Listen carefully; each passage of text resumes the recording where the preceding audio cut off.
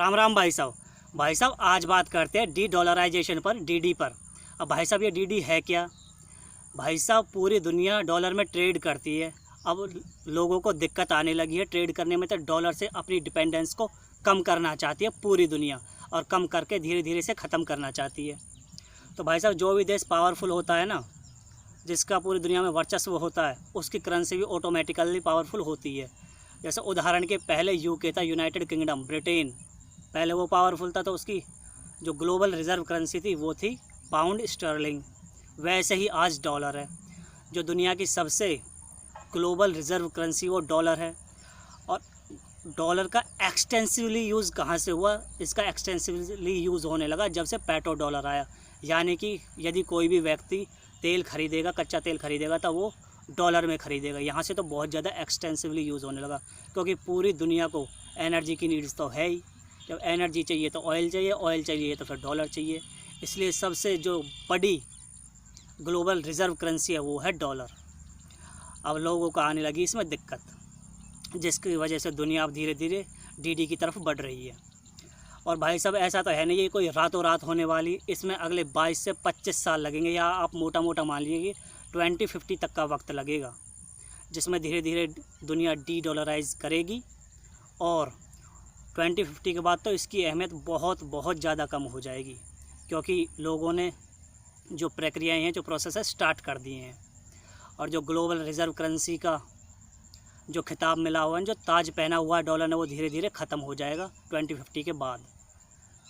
और हो सकता है उससे पहले, क्योंकि बहुत तेज़ी से लोग शिफ्ट कर रहे हैं अपनी एनर्जी नीड्स के लिए, अदर करेंसी देख रहे हैं। या फिर एक संगठन है ब्रिक्स और ब्रिक्स प्लस, जिसमें बहुत सारे देश हैं, बहुत सारी बड़ी बड़ी मार्केटें हैं जो डी डॉलराइज करना चाहती हैं, क्योंकि उन्हें ट्रेड करने में आ रही है दिक्कत। इस कारण से ये सारे लोग आगे धीरे धीरे जो प्रोसेस है वो इन्होंने स्टार्ट कर दिया है। अब भाई साहब पूरी दुनिया को डीडी की ज़रूरत क्यों पड़ी है? उसका खुद का कारण है यूएसए, क्योंकि यूएसए को डॉलर कंट्रोल करता है।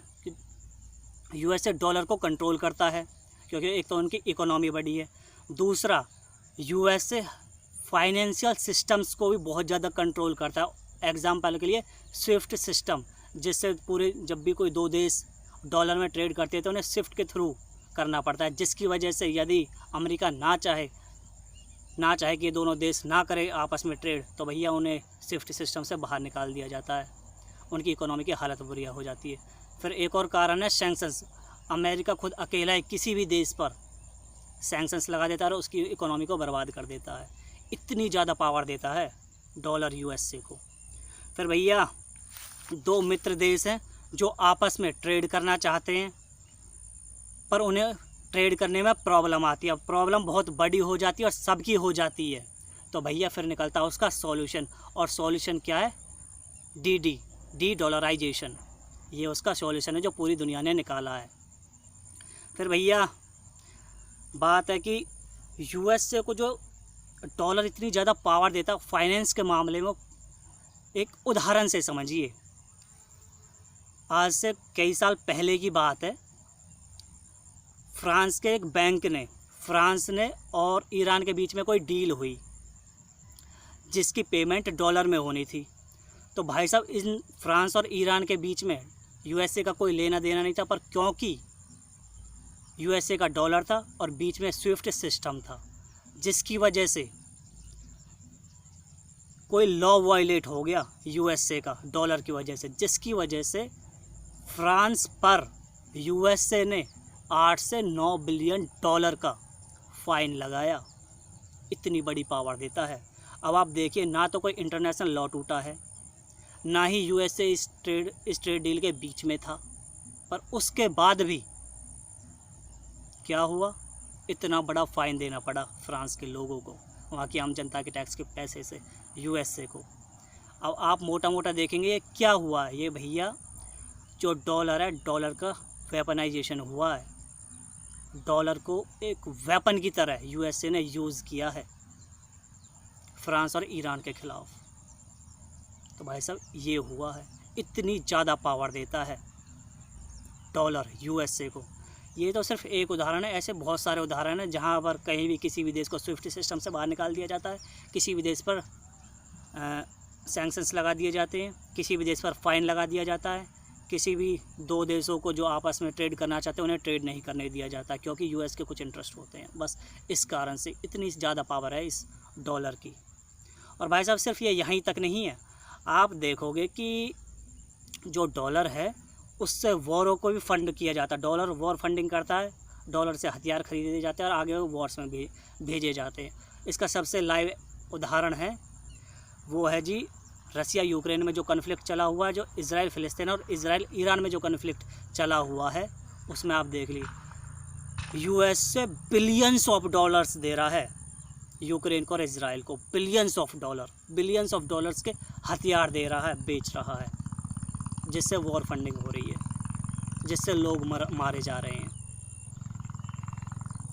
यदि आज डॉलर रुक जाए, हथियार देने रुक जाए, तो जो भी देश लड़ रहे हैं भाई साहब वो अपने आप ही रुक जाएंगे। पर क्या यूएसए ऐसा कर रहा है? नहीं कर रहा है। वो उल्टा वॉर को फंड करता है डॉलर की वजह से। सहूलियत इतनी है कि एक दिन कोई बंदा अपने बेड से उठा आराम से, उसने कहा कि भैया कहाँ डॉलर पहुँचाना है, डॉलर छापो, पहुँचा दिए। इतनी सहूलियत है।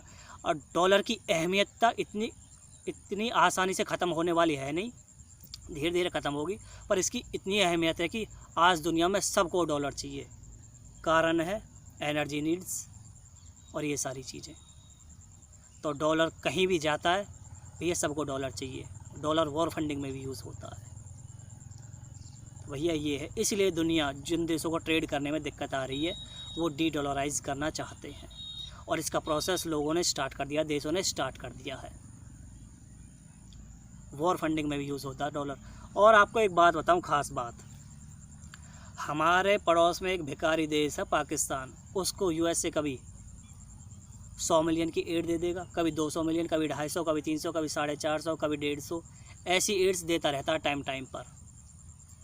और बताता क्या है कि हम तो आतंकवाद से लड़ने के लिए दे रहे हैं, हम तो रिपेयर वर्क के लिए दे रहे हैं, हम तो इनकी इकोनॉमी के लिए दे रहे हैं, हम तो इनके जो ये कर्ज इनके पास इतना ज़्यादा है हम तो उसके लिए दे रहे हैं। अरे भैया सब झूठे जुमले हैं। जैसे ह्यूमन राइट्स और डेमोक्रेसी, सिक्योरिटी एंड पीस झूठे जुमले होते हैं ना वेस्टर्न कंट्रीज़ के, ऐसे ये भी झूठा जुमला है, दोगलापन है। भाई साहब पाकिस्तान सिर्फ आतंकवाद को सपोर्ट करता है और आतंकवाद फैलाता है। उन जो पैसे आते हैं अमेरिका से उनके हथियार खरीदता है और आतंकवादियों को देता है। ये हो रहा भाई साहब, ये है सच्चाई। एक बात बताइए, जिस देश के पास 60 से 70 बिलियन डॉलर का कर्ज है, 100 मिलियन कितने क्या पटा देंगे? 100 मिलियन में क्या पटा देंगे वो? उसमें 100 मिलियन से कितना कर्ज पटा देंगे? कुछ भी, नथिंग, ना के बराबर। कहाँ 60 से 70 बिलियन डॉलर, कहाँ 100 मिलियन। तो उनका यूज़ कहाँ होता? आतंकवाद में। ये हो रहा पूरी दुनिया में। और भाई साहब बस इतना ही नहीं है, इन वेस्टर्न कंट्रीज़ ने और अन्य देशों में, दुनिया के अन्य देशों में बहुत सारी ऑर्गेनाइजेशंस बना रखी है। मिशनरीज़ की ऑर्गेनाइजेशन है, कन्वर्जन की ऑर्गेनाइजेशन है, अच्छे अच्छे नाम उनके रख रखे हैं, और फिर उनका मिसयूज़ करते हैं। कैसे करते हैं? कहीं भी किसी भी देश में तख्ता पलट कर देते हैं। अभी का लाइव उदाहरण है बांग्लादेश, जहाँ एक ऑर्गेनाइजेशन थी वेस्टर्न कंट्रीज़ की, क्लिंटन करके, वहाँ से पैसे भेजे जाते हैं पूरे देशों में, और देशों उस पूरे देश में इतना बुरा हाल हुआ था भाई साहब। आपने अब लाइव देखा है, बांग्लादेश में तख्ता पलट हुआ, कू हुआ है। और भाई साहब इतनी बात नहीं, अब क्योंकि वेस्टर्न कंट्रीज़ है, छापते ही जा रहे हैं डॉलर को, उसके बाद इनके पास डॉलर इतना ज़्यादा हो गया, ये कहीं भी कैसे भी डॉलर का यूज़ करते हैं। एक और कारण है, ये डॉलर का मिशनरीज़ को पकड़ाते हैं और वो मिशनरीज़ दूसरे देशों में जाकर कन्वर्जन कर रहे हैं, अंधाधुंध कन्वर्जन कर रहे हैं। उन कन्वर्जन से होता क्या है कि दूसरे देश पर वेस्टर्न की जो चर्चेज़ हैं उनका बहुत ज़्यादा प्रभाव पड़ता है। किसी भी देश पर किसी अन्य देश का इतना ज़्यादा प्रभाव नहीं होना चाहिए, पर फिर भी एक अपने प्रभाव के लिए, अपने प्रभुत्व के लिए ऐसी चीज़ों को कर रहे हैं डॉलर के थ्रू। तो डॉलर से देखो क्या क्या होता है। पहला स्विफ्ट सिस्टम है, सैंक्शंस है, फ़ाइन है, वॉर फंडिंग है, मिशनरीज़ है कन्वर्जन कर रहे हैं, ये सिर्फ 2-4 चीज़ें, अगर और आप डीप डाइव करोगे ना जाने कितनी सारी चीज़ें निकल जाएंगी। दुनिया में कहीं भी कुछ हो रहा है ना, कोई लड़ाई हो रही, आप अंततः पाओगे उसके पीछे कहीं ना कहीं डॉलर का यूज़ मिलेगा ही मिलेगा। फिर सबसे जो बड़ी बात है, अहम बात है, जिससे सारे देश दुखी हैं, वो है ट्रेड, कि 2 मित्र देश आपस में ट्रेड नहीं कर पाते हैं डॉलर की वजह से। और जब डॉलर की वजह से ट्रेड नहीं कर पाएंगे तो आगे क्या होगा फिर? वही डी डॉलराइजेशन, DD। और जो दुनिया ने अभी प्रोसेस स्टार्ट कर दिया, अब ऐसा तो है नहीं रातों रात हो जाएगा, समय तो लगेगा, 20 से 25 साल लगेंगे, मोटा मोटा मान लिया 2050 तक इसकी जो डोमिनेंस है बहुत ज़्यादा कम होगी, और उसके बाद तो एक्सटेंसिवली कम होगी। क्योंकि अब जो एनर्जी नीड्स है, जहाँ से तेल खरीदा जाता है, जिन भी देशों के पास तेल है, वो धीरे धीरे कहीं ना कहीं डी डॉलराइज कर रहे हैं। ब्रिक्स जैसी जो ऑर्गेनाइजेशन है, ब्रिक्स प्लस जैसे जो देश है, उनकी तरफ देख रहे हैं। तो प्रोसेस चालू है। तो भाई साहब ये हो रहा है हमारी दुनिया में। वसुदेव कुटुंबकम। जय तिरंगा, जय भारत।